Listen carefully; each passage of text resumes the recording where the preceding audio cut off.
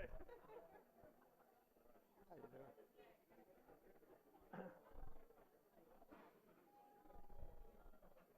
Perfect timing.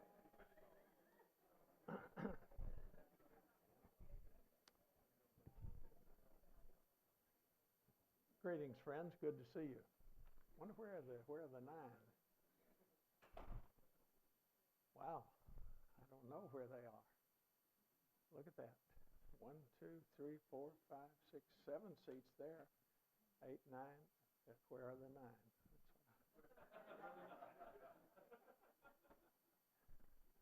They didn't hear it the first time.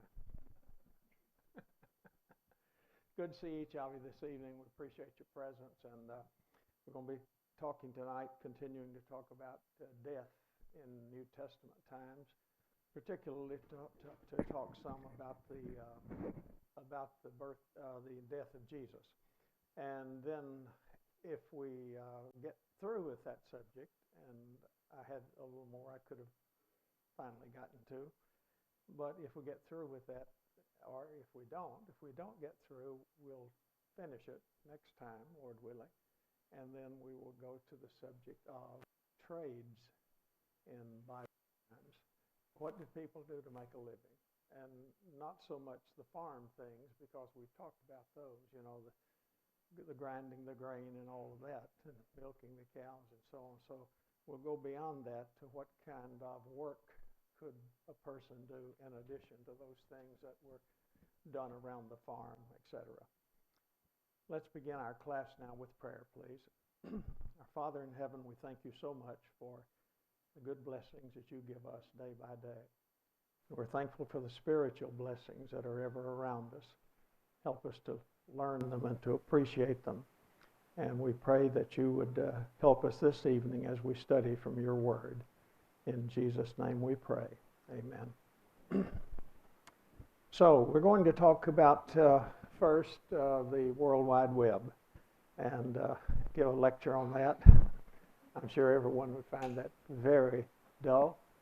But I wanted you to know these three addresses, not only farrelljenkins.blog, which I've had on several pictures. That's the travel blog, and it has, I think, around 1,200 entries. And what that means is that if you're studying the Bible, this is what I tell people that I meet that just talk to me about something, and I have a card, and look how unprepared I am. It's the only card I have like that. So make your picture of that and copy it. And this simply says Farrell's Travel Blog. It doesn't say come to church with me, but what I have happen is this. I have people that look at the travel blog because they're interested in travel, or what I tell them. I'll ask them, I say, do you go to church? And they will say, well, sometimes, or not as often as I should. You know what people say. And so then I will say something to them like, well, if you want to study something from the Bible, this might be helpful to you. Think of it as being like an encyclopedia. And that you decide, well, I'd like to know about Bethlehem. And so just put in the word Bethlehem in the search engine, or the word Sinai, or the word Ararat, any Bible word, or Noah, and you would find this information about these places. So that can be helpful to you as you study. And then I've had people come back and say, later I would see them, they'd say, I see you have a booklet on baptism on one of these other sites too. Yes, that's right. Could I get a copy of that? It's literally happened that people will do that. So you see, this is not something that frightens people, like we're coming to church, because who wants to come to church? You know what I mean? Let's be real. And so this way, you're not fooling them. You're simply saying to them, this is a good approach. So it's how I view it, that it is a good approach to people. And the biblicalstudies.info is just full of what it says, biblical studies, information. There's a section that's called scholarly, and it will have all kinds of information. It will have links to art that you could use in Bible classes, to other photographs that you could get from various people that would be free of charge to use in Bible classes. And also it will have information on archaeology or information on different topics. And then come to the next one, which is BibleWorld.com, and it has never been as big as I envisioned it when I was able to get that domain. But I envisioned that it would be about what this travel blog has become. In other words, it would be about the Bible world. And so there are a lot of articles there. Some of them have appeared in print or have appeared on the website, the travel blog. But nonetheless, I use these to try to help people. And they're all absolutely free of charge to anybody who wants to use them. So let's go now to the death. And we're going to talk mostly about Jesus tonight, the death of Jesus. Have any of you been to LaGrange, Georgia, not to play golf, have you been to LaGrange, Georgia, to see the biblical history site? Never been there. Wow, you should go. When you go to Atlanta, just take the mileage over to almost the state line of Alabama, and you'll be there at LaGrange. And it's on the west side of LaGrange, along the highway, not far off the main highway. And it was started by a man by the name of Jim Fleming, or James Fleming. He is no longer with the site, but nonetheless, he is the one who started it. He had a facility like this in Jerusalem. And what it was for was, you bring some people, you go to Israel, but you don't really know anything about it. You just decide you'd like to go. And so you make the bad mistake of going out on your own and trying to learn things, because you're going to spend a lot of time looking up how do you get to there and there and there. You know what I'm saying? And so the best way to do is to go on a tour, because you know in advance, these are the cities you're going to see. This is what you're going to visit. And if you went to Israel and you did not know about these things, where would you find out about it? Well, he had this facility. People could bring their groups, or individuals could go, I assume, and they had the whole situation set up so that you would see Bible customs, like we've been talking about all the time. So you would learn about these things. There would be some lectures. They'd have big maps, large maps like this, so you could see. This might have been started a little bit before so much visual aids, and so you would be able to look at the maps, see where places are, understand the terrain of the country, etc. And that is very helpful to people when they learn these things in advance of their travel in the country, because this way they have some idea about where it's hotter and where it's colder and where the water is and where the sand is, and all of those things that are very helpful and in understanding the scripture. So he had things like this on that property, crosses. So a person could see, what did a cross look like in those days when Jesus was crucified? And that's what you're going to look at here tonight. So this is from the Biblical History Center at LaGrange. And the one thing you will find there that is really unique is that he was able to secure a collection from the Israel Antiquities Authority. And this collection that he has is of things from the country. And they've had to build a special building. It's the only collection from the Israel Antiquities Authority of its size anywhere in the U.S. or I think anywhere outside of Israel.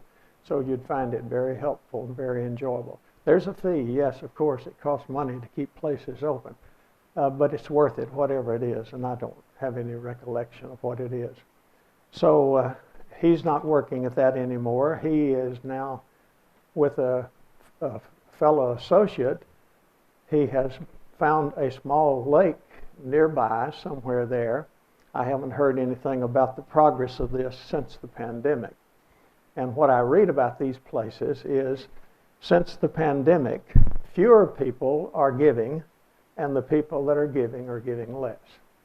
So that's what, I just got an email this week, in fact, saying that that was the case. Now, you can take your kids with you. They can enjoy a lot of things. They can see where the woman was at the well. They can see a cross. They can see buildings that have stairs going up to the outside to go to the top. Like we often read, Peter went up on the housetop to pray. See, things like that. And also I've got the name of the place right there, haven't I? It's at the Biblical History Center in LaGrange. And what else would he have there so interesting? He would have tents set up, like in Bible times. He would have dining rooms where people lounge. In other words, they lay on one shoulder and eat like this, or they do it like this. I'm right-handed. They do it like this, so they're leaning over on this shoulder, their feet extended that way. Someone comes between the tables here and puts the food down. And so then, just as Jesus and the disciples, do you remember? What were the disciples doing when Jesus said, somebody here is eating with me who's going to betray me? What did they do? They said, they were reclining at table. The newer versions say that. And they said, is it I? So what are we doing? I'm leaning over like this. And that means that I can be close to your ear and on and on and on around. And so you're only talking to one or two people who can hear you. It's like going out with the 15 people to eat together. You know, it's fun, isn't it, watching people try to eat together when two people dominate the conversation. So at any rate, that's what's going on. And they're talking to one another. And they are able to say, is it I? Is it I? And finally, one of them gets up and leaves. And Jesus said, you go do what you have to do. So along that line of the thing there. So it's a very nice place. Take the kids, and what did I say you could do? They have 2 or 3 areas set up like it's a dig, an archaeological dig. It's just sand. Every kid likes to play in sand. And so here's sand, and they've got things hidden in it. They have little lamps. They have pieces of pottery. They have pieces of metal. They have bones. Maybe there's a piece of jewelry of some kind. And the kids just love it. People from that region, I know people from as far away as Huntsville that have gone, and they'll take a whole Bible class down there one day. In other words, all the parents are going with them. They're taking the kids, and they go and see this place, and they come away with a better understanding of many of the stories that their teachers are telling them about in class. So that's very good. It does really what I'm trying to do with the lesson here today. So that's where you can see something of this sort. You see, what you have here is 2 kinds of cross, and one of these, they're both put up by rope. And so that's the theory on this particular one. That doesn't mean they all were. And then a person could be tied around the wrist, like so. And still the name could be above. The title, you know, this is Jesus, King of the Jews, could be above the person who is like that. So you learn about these things. That's all about that. So let me go back. I'm going to talk now a little bit about the tomb of Jesus. And I see that I have one picture out of place. I'll try to come back to that picture. When Jesus was crucified, they used nails also, didn't they? And they nailed him to the cross. So the person would carry the bar like this bar, on his shoulder. That's what he carried, not the whole cross, not the post is going to be put in the ground. So it's lying down like this, laying down, and you nail this person to the cross. And so he's got the back that's being maybe tied to it, maybe nailed to it. It's brought up, and it comes down into the hole that's been dug with a thud enough that would probably break the skin a lot here in these various places. So that's the way people were crucified. And crucifixion was so very common in those days. The Romans, on one occasion when Jesus was just a boy at Nazareth, there was a rebellion in the area. And the Romans crucified 1,000 people on the streets leading into and out of the little village of Nazareth. So he had been around, he knew what it meant to be crucified and what happened in the process, and so on. So this is very significant that we learn this. There was found on the outskirts of Jerusalem a few years ago a tomb that had in it the skeleton of a crucified man.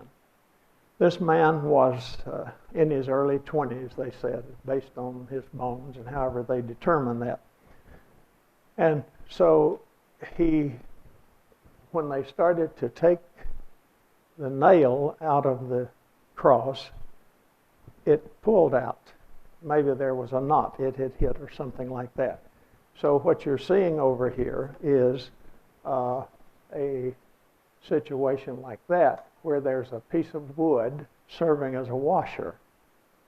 And the piece of wood is on the outside of that, you see. And then when they started to pull the nail out to let him take him down, it just pulled the whole piece of nail and everything out. And that's in the Israel Museum. It's one of the exhibits that you can see there. And also they have the ossuary. If you don't know about that, I'll explain it in just a few moments. They have the ossuary of this young man, and his name is on it as well. So a lot of things are known about this person, and it is the only one like that has been found in Israel, but sometime recently, somewhere else in the Middle East or in Europe, there was found another crucified skeleton. So it was done, but we have the historical records, and it was very common for the Romans to do that. Think about the cross of Jesus and the death of Jesus rather in the tomb and what we know about it. Well, if we look at John's account, he tells us that it was a new tomb in which no man had ever been placed. It was new. And if you look also in Matthew's account, he tells you that it was in rock. It was a tomb in the rock. Many caves were used for that purpose, but sometimes wealthier people would be able to hew out a tomb that would be satisfactory for the family, because the tombs will be reused. And the bones, after about a year's time, when the flesh has decayed, they'll be able to put the bones into an ossuary, which is a bone box. I'll show you pictures in a little bit. And it was also a sealed tomb, meaning if there was a stone at the door, a rolling stone to roll over the door, that they would seal it in such a way that if anybody moved the door, you would know it. You don't want people tampering around with the tomb. And of course, at first, there may be somebody who will stay there for a period of time. And then in John's account, he gives us more of an insight into the thing, and he tells us in John 20 that the disciples went, Peter and John went to the tomb. The ladies had been there first, the women who were disciples of Jesus. And now they have gone away and said, the tomb's open. The tomb is empty. And they come running to the tomb. And which one you think was the younger or in better condition?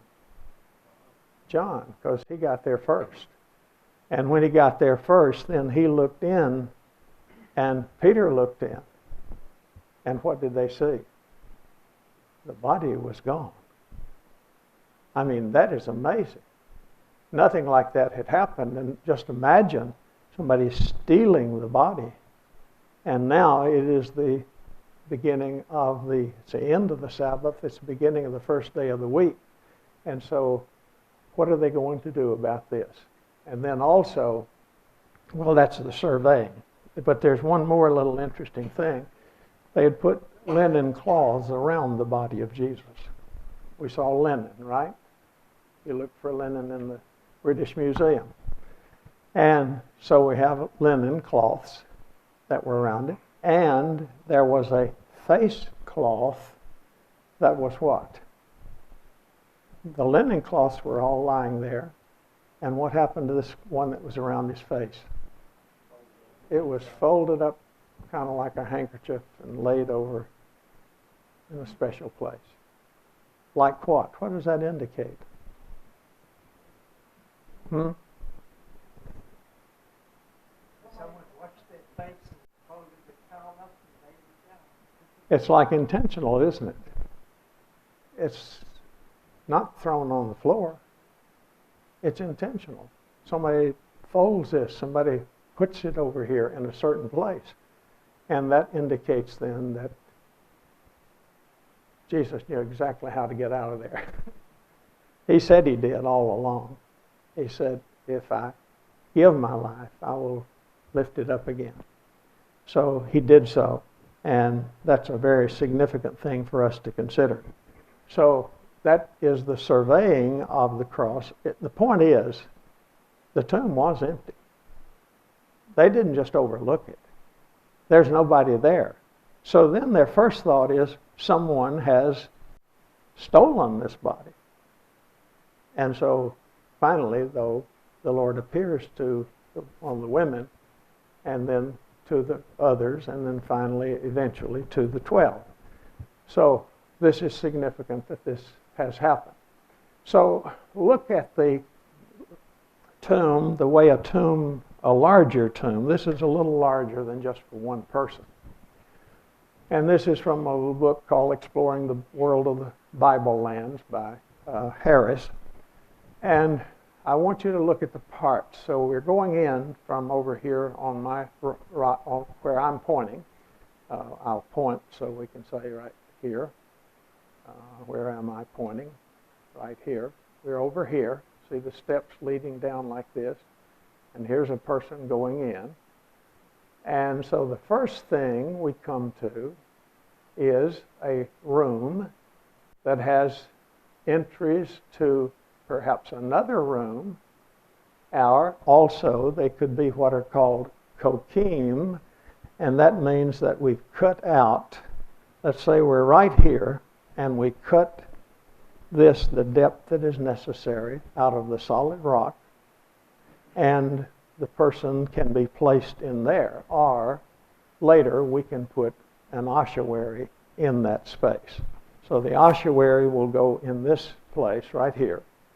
And when the ossuary is there, then that's it. Remember what I showed you at Jericho? When at Jericho we have some burials, and how did they do it? The last person to die is away from the crowd. And then later, what happens to the bones after the body's decayed? Somebody goes in and moves them all over together so they're gathered unto their people. And then the next person in the family that dies is put here. When Abraham bought the cave of Machpelah at Hebron, he wasn't expecting just to bury Sarah, right? He was buried there too. Who else came there? just about the whole family, his children, their wives. So Sarah's buried there, Leah's buried there, and so on and so on. So we have these various people who are buried in that place. All right, so here are the parts. First, there's the rolling stone. Who will roll away the stone? That's what the lady said. Then, after we get the stone rolled away, or if it is still empty, it has been rolled away, then we look for the burial chamber. But the burial chamber is 2 chambers in. We have to look at the inside. There will be an arcosolium, and that arcosolium is an ark. I'll show you a picture of one in a little bit. And that is a place where the body can be placed there in like an archway. So it's kind of like going to the funeral home. You know, really things are laid out pretty nice at most funeral homes. And it's true here too. They did the same thing. There was respect for the person who has died. And then we can go to the next one. The ossuary has been placed in this one. Let me go back so we'll see. See, there's an ossuary, and then there's another ossuary over in the other room. And there are places on the side. Those are called the kokim, as I mentioned. And where was Jesus buried? Well, the traditional view is it was in the Church of the Holy Sepulchre. If you go to the Church of the Holy Sepulchre in Jerusalem, you most likely will have the same reaction that I have seen hundreds of people have, hundreds of Christians. And that is, I have seen them say, oh, I just can't, I got to get out of here. I don't like this place. And I almost quit going there. I even had one young man say to me one time, if this is not the place, why do you bring us here? And I said, well, it may be the place, and you need to know about it. You need to know a lot of things you don't like. You know what I'm saying? I'm sure that's true when you're teaching math, isn't it, Carl? So, I know it was my case. So this is the edicule, it's called. The building in the top has this great dome in it. It would take a long time to describe the Church of the Holy Sepulchre, but you would do well to see that someday because it's a fascinating place. It was actually built in the days of Helena, the mother of Constantine, who is called the first Christian emperor. You know why? Because he said that he had seen a vision, and the vision said, in this name, that is, in the name of Jesus, I want you to conquer.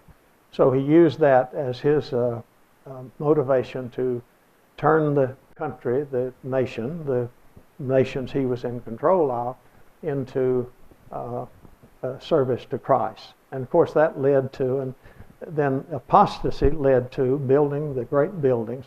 Well, this one was built beginning in the Byzantine period. We're talking at least the 4th century, 4th or 5th century AD. And the entrance into the tomb is down behind these people where they are trying to make their way around to get a glimpse of the inside of the building. I think I've only been inside one time. And it has been, in the last few years, it was totally revamped in the sense of cleaned. And so it was closed for a long time and then going inside. This is what the tomb there looks like. So if we look at this model, we have the rolling stone that would have been there. It had been there. I don't think it's still there. And then you can go into the burial chamber, which is the second little room, and this is very small. And then also the arcosolium. So the arcosolium is the place where the body would have been placed at first. And so that's the model of the garden tomb, if you could do a cross section of it and go in. In the same building, for example, if we were in that building right now, And let's say that we have, let's see, where could we be here? Beverly, hold your hand up. Okay, Beverly is at the other end. I'm at the entrance here, and she's at the other end of this big tomb. All right, and then where James and Cheryl are seated, then right over there, and to James's right, which means over here where Dave is, that is where you would find these two tombs. In other words, we're in a place where tombs were there. So not only was this one built there, with the claim, when she came and said, "Show me where Jesus was buried," they did the same thing with other subjects. Show me where Jesus was born. And not only could they show people, but they could quote earlier writers who had lived in the region, like Jerome, for example, and he said, "This is where Jesus was born. I lived here for 40 years in this same building." And so that's what we have. And so that's called tradition. Tradition is not a bad word. It depends on if you're going to follow human tradition or divine tradition. The word tradition is used in the New Testament, and it's the idea of receiving and delivering. When Paul talks about the Lord's Supper, he said, this is what was received, what I received, and this is what I deliver unto you. The fact that now I hand a family custom down to Farrell Jr. does not make it wrong. It makes it a tradition in what? Our family. See, every family has traditions. Other people don't have the same traditions. They have similar traditions, but not the same ones, right? And so we pass along, and so we have, what are those beans called? Casserole, green bean casserole. And being a merchandiser, as he was, he makes sure that everybody knows you've got to use the what kind of green beans? What? Cream of mushroom. It has to be that. If it's not that, it doesn't belong in the Jenkins family. So, right? Yeah, well, we all have stuff like that. And so inside, just a little distance away from the tomb, we have these tombs as well that were used and could be covered in some way. There are not rolling stones in place here, but nonetheless, there are tombs that are there, and they must go back a great distance. I don't know. Now, a lot of people go out to the garden tomb. The reason is this. The garden tomb is on the outside of the city walls. But what city walls? You see, the fact is that the Church of the Holy Sepulchre was inside the wall at the time of Jesus' death. You go there now and it's crowded up in the city. See? But we know where the walls were. And before you get to the Church of the Holy Sepulchre, if you start, let's say, where the temple was, and you go there, you will find that there is evidence of the walls, and you've got to go outside of those walls. Where do you find those things? In the basement of other buildings. So you got to know where these are, and you can go see these places sometimes. You can go to the Russian compound and see the walls that are there, and you know, well, the Church of the Holy Sepulchre is up the street. So it was outside the wall. And mainly, you can go to places beyond the garden tomb, and you can find the excavations left out in the open, and like a little park. It's not big. It's no bigger than from here to all over there. That's all they've allowed to be seen.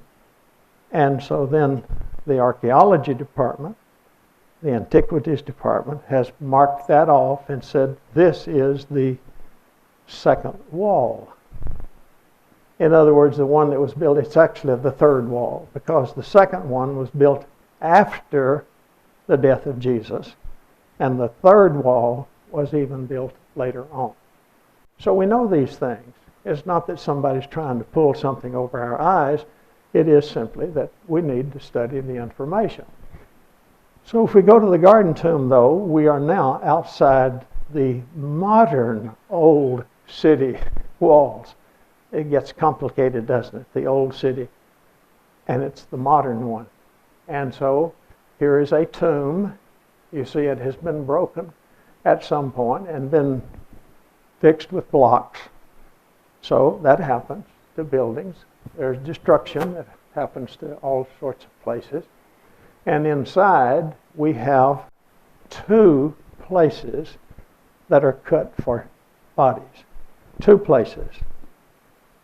Now, does it say how many places had been prepared in the one that was given to Jesus? Who was it gave him the tomb? Joseph of Arimathea, the wealthy man.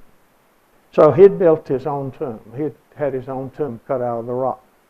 And when nobody had been placed in it, so no indication that it would be like this. And in fact, here is what we can see. Not too far away, at this place on the left, called Givat HaMivtar, there were tombs that were found, and that's what they looked like. You see, you go into the tomb, and then when you go into the tomb, you can go into another room, just like the picture that was the simplest form of it. You go into another room, then to another room, and so on. And so it was a large area like that. All right, now look on the right, and on the right, and this is in John McRae's Archaeology in the New Testament, there is a parallel book called Archaeology in the New Testament, written by, well, didn't look that up, and I've forgotten his name right now. Used to teach at Wheaton. And so we have the vestibule in the Iron Age tomb at St. Stephen Monastery in Jerusalem. And I'm going to show you how close these were. And you see how they're built? They're all squared. Got the idea? They're built a certain way. And they have these places along the side where several can be buried. And then when you go up to beyond there to the right here, this is in this St. Stephen's Iron Age tombs, and they're known to be Iron Age.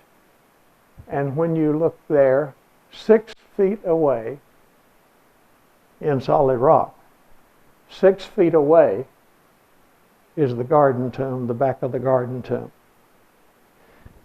So the garden tomb was part of a complex of tombs that belonged to the Iron Age. Now, how would we tell it was Iron Age?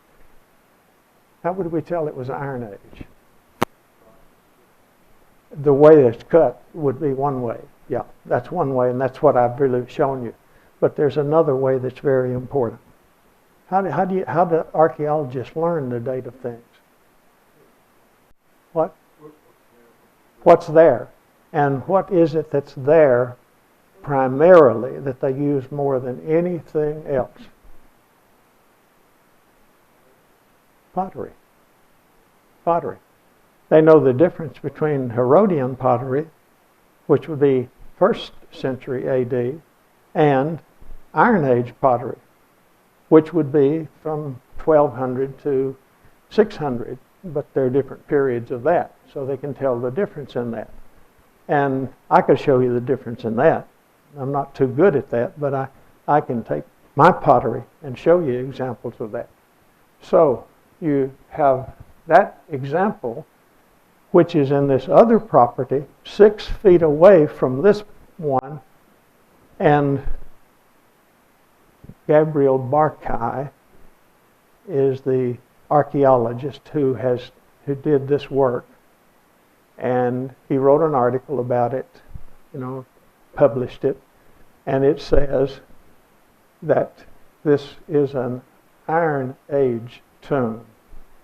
It is not a tomb from the 1st century. Okay. If I didn't know anything else about anything, I would accept that if I knew about Gabriel Barkay. So I would say, okay, well, that's right. So this tomb, the garden tomb, can't be anything else. So then how is it that it came to be thought to be the tomb of Jesus Christ? Well, it happened something like this. Let me see what my next picture is. There was a general, a British general, and he would make trips to Africa. And on his trips to Africa, he would go through Jerusalem. He was staying on the Mount of Olives. There are now some hotels, not too many, but there have been others before. But there were hotels then. I've stayed at hotels on the Mount of Olives. So you can be there, and you're looking across the Kidron Valley to where, if you're looking west? To the city of Jerusalem. You're looking at the walls of the city of Jerusalem.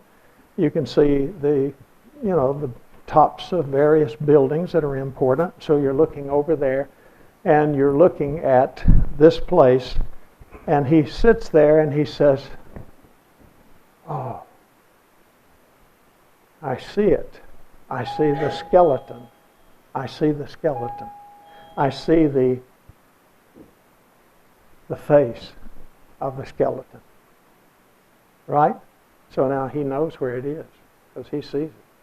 He sees it. So people then started looking at this, but I'll tell you that's probably could be a 1910 picture, and it's changed since then, and it was different before that.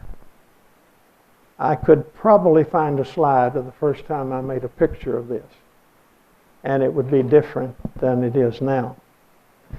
Those who are in the know say this probably was a couple of, cisterns that have broken. In other words, they've been broken off. So if we look at these a little bit, let me go to the next picture, and we look here and we see what? We see one eye, two eyes, a nose coming down like that, right? And so that is the skeleton. That's a skull. So where was Jesus buried?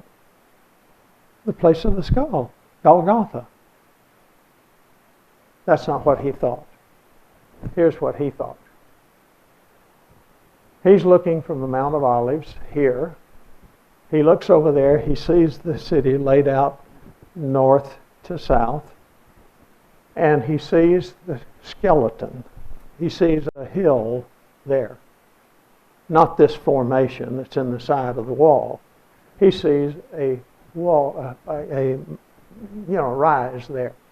He then looks down and he continues and he says, well, if we put the pelvic area of this skeleton right here where the temple was built, right here, you see here's the skull, here's the skeleton for the pelvic region, and here are the legs going all the way down to the pool of Siloam. See? So he figured it all out. Real simple. No doubt. Yeah. Wonder what you would have seen if you had gone there. Well, of course, it's just a guess.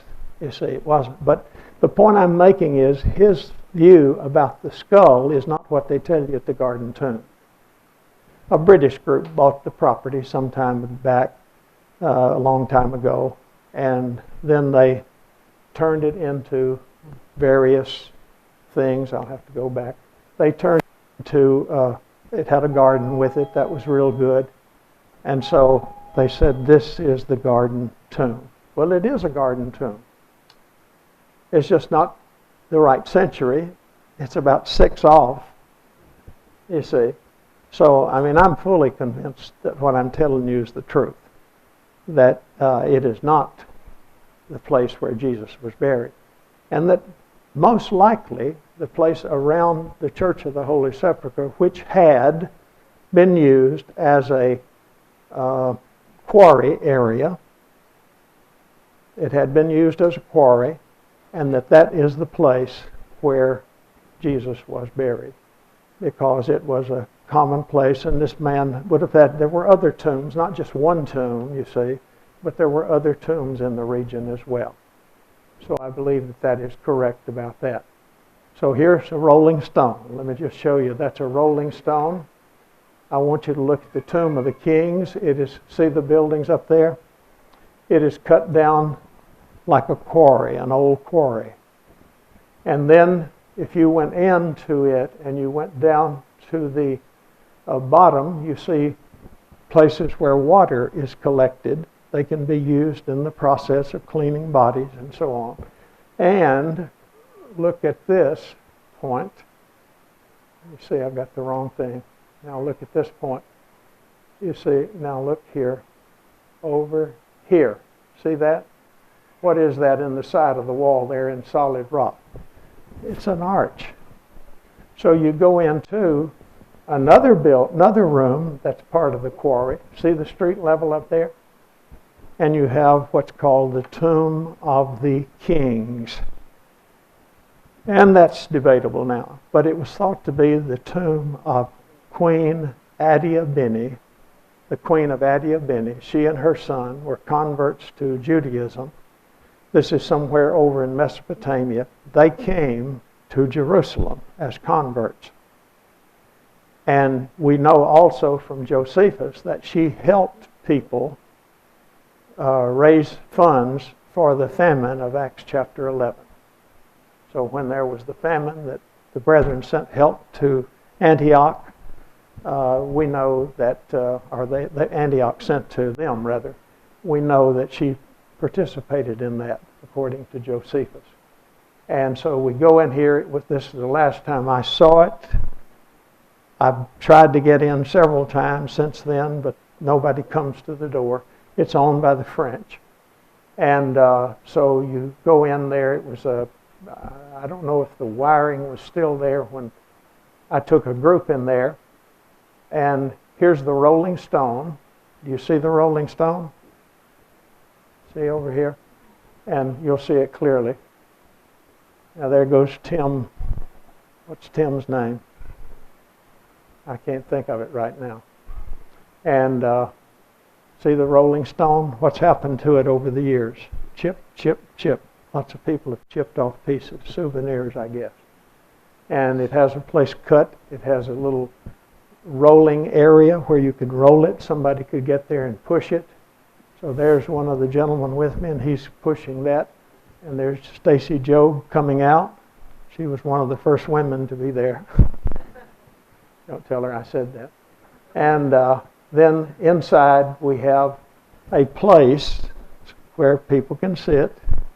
This is typical of the tombs. And then we have also what? Kokim, where bodies could be placed, or where ossuaries could be placed. So you see that there are 2 there. Probably could be 2 on each side as well. So a total of 6 could be placed in that place. And there inside is, and I have not gone inside that far, there is an arcosolium at the Tomb of the Kings. And something else totally different is that's hyssop springing from the wall. And we're told in 1 Kings chapter 4 that Solomon wrote of all kinds of things, from the cedars of Lebanon to the hyssop that springs from the wall. Springs from the wall. It just lives in the cracks in the wall. And you see it all around the old city wall. that this is the way it does. Are we over? Yeah, okay.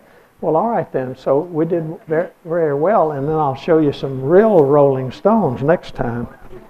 Whoa.